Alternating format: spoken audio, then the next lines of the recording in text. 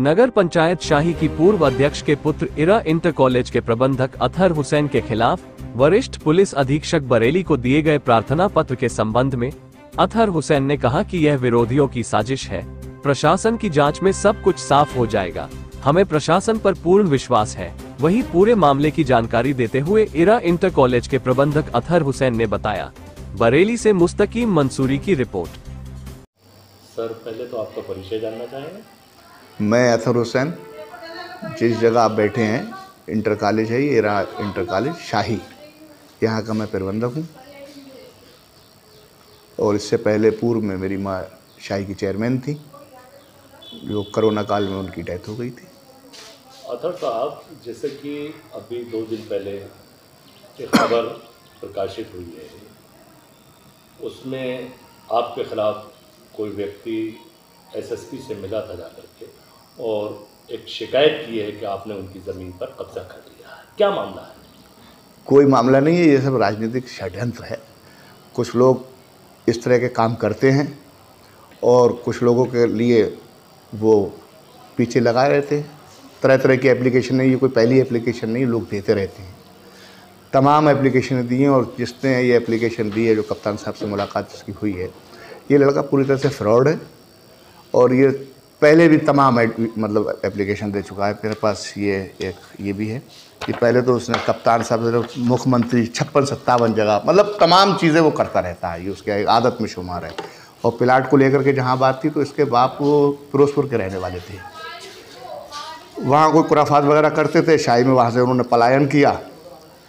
हमारे दादा थे उस टाइम जिंदा, तो उन्होंने गरीब होने के नाते से इसको मदद के तौर पे एक कमरा दे दिया था, जिसने ना उससे कभी किराया लिया।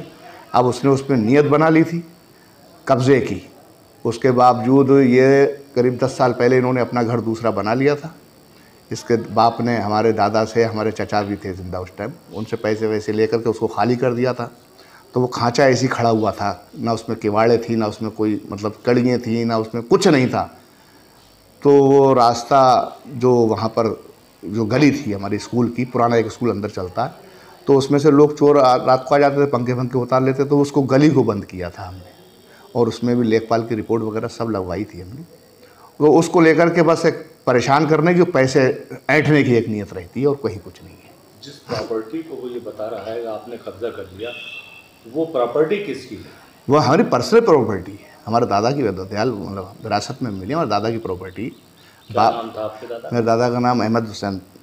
अहमद हुसैन की प्रॉपर्टी? जी जी। इससे क्या रिलेशन है आपका? कोई रिलेशन नहीं है, बस ये था कि ये जब इसके बाप आए थे, परेशान थे उस टाइम, तो एक मदद के तौर पे इसको एक कमरा, वहाँ पर 3, 4, 5, 6 कमरे बने हुए थे, एक कमरा इसको दे दिया था रहने को।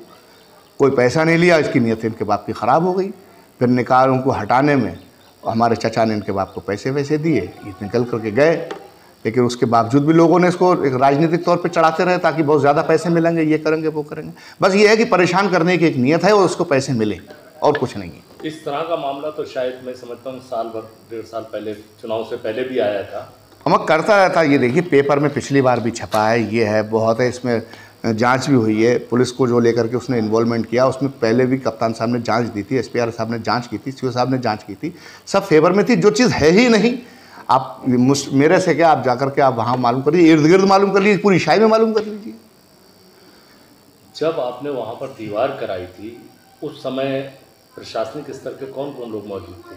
अब लेखपाल की रिपोर्ट लग के तहसीलदार साहब ने उसमें पूरी सब मुआयना कर करके उसमें वो किया था। दीवार गली में लगी थी, उससे कोई उसका जगह से उस जगह से कोई मतलब नहीं था। लेकिन किस बिहाफ पर वो अपना उस पर क्लेम कर रहा है कि जगह मेरी है? कोई क्लेम वो कहना, बस यह है, शिकायत कर रहा है। कप्तान साहब के सामने भी आप जाओगे तो वो चीज़ें जांच में तो जाएंगी, जब ऐसे थोड़े नहीं वो को नज़रअंदाज करते हैं। चूँकि कहीं कुछ नहीं होना है, इंशाल्लाह सब चीज़ ठीक है, मैं अपनी जगह ठीक हूँ।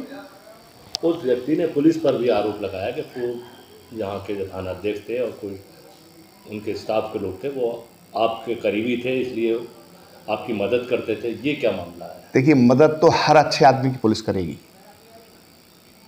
अगर मैं गलत होता तो मेरी पुलिस मदद नहीं करेगी।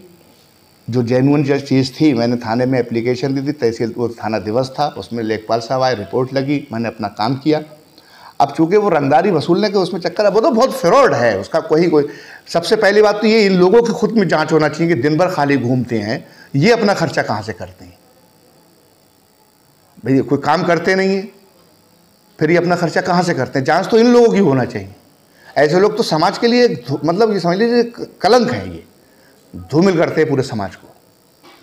अब इस मामले में क्या आप भी अधिकारियों से संपर्क करेंगे?